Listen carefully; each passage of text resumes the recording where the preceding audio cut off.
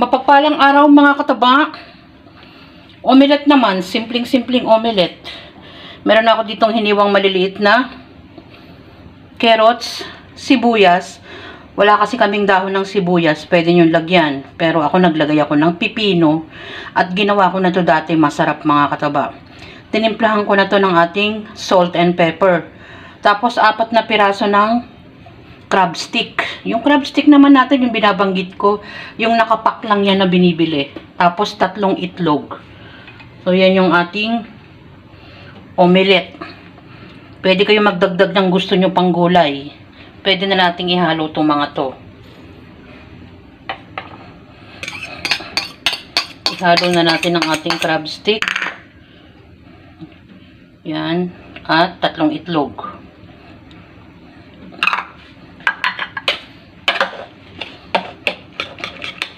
Meron na akong pinapainit na kawali. Mahinang apoy lang.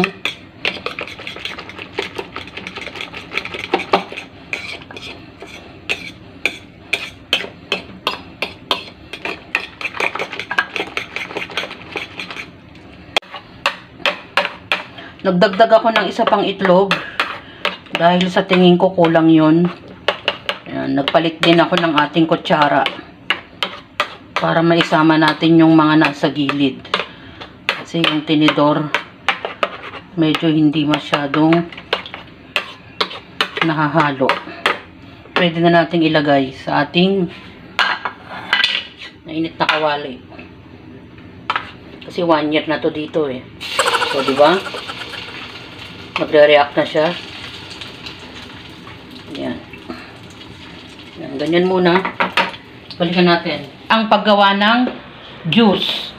Ito naman ilalagay ko dito sa blender kasi mamaya na ako maglalagay ng yelo. Ingredients ng combine lang siya ng pipino, hiniwa ko ng kalahating ganyan. Isang maliit na pipino lang to at isang small na lemon. Yan lang. Kung meron kayong honey, honey ang ilagay nyo. Ako naman kasi sweetheart na sugar lang ang ilalagay natin. Ang mas maganda kasi pag honey, alam nyo naman. Tapos, ito, ilagay na natin ang ating pipino. Tapos, ang ating lemon. Yan. Para kasi lumabas yung katas niya, kaya natin niro-roll. Yan. Ni-squeeze ko na yung ating lemon. Manual ko lang to ni-squeeze. Kung meron kayong squeezer, mas maganda. Alam nyo naman yung mga gamit na pwede namang i-provide. Pero ito, manual lang. Meron pa rin paraan. Ilagay na natin ang ating lemon juice. Yan, may sumabit pang buto.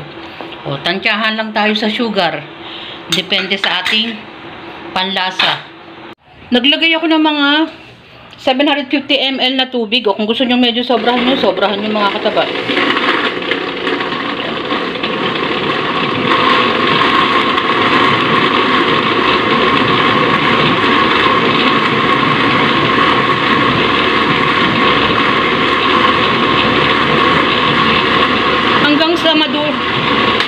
Hanggang sa madurog lang yung ating nakalimutan ko pipino. Yun.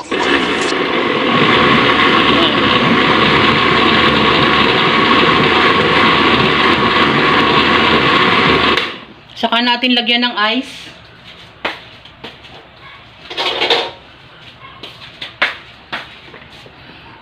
Tikman natin.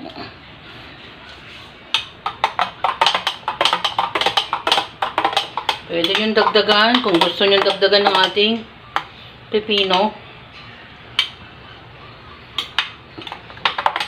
At lagyan natin ng ice mamaya. Wow, ang sarap. Yan, ganun lang. Ganun lang kasimple ang ating juice. Panibagong simpleng recipe na naman ni Mama Taba, ang ating omelette. Alam nyo ba yung difference lang naman ng ating omelette? Siyempre, meron akong crab stick. Kaya inilagay ko dyan. Malasa siya pag meron siyang crab stick at mga maliliit na gulay tulad ng carrots at pipino. Maglagay kayo ng dahon ng sibuyas at kung ano-anong gulay, kung anong gusto nyo. Itlog lang naman ang katapat niyan, di ba mga kataba? At yun namang sausawan natin, pwede kayong maglagay ng, hindi lang ako nakapaglagay ng mayonnaise, meron kaming mayonnaise. Pwede nyong i-mix ng mayonnaise o simpleng ketchup lang. Meron naman tayong juice, mga kataba, yan. I-blend ko naman ang ating pipino na may lemon. Hiniwa ko lang ng maliliit at nag-squeeze tayo ng isang buong lemon na maliit. Yung ting sugar, pwedeng honey, kung meron kayong honey. Depende kung ano yung lagi kong sinasabi na available sa bahay. Yan ang ating magkapares, ang ating omelette at juice. Enjoy, kumain, at maging masaya. Saktong-sakto ang ating juice dahil sa mainit na panahon, madalas tayong gumagawa ng shake. Mga simpleng shake na kayang-kaya nating gawin at mura lang naman. Salamat sa panunood!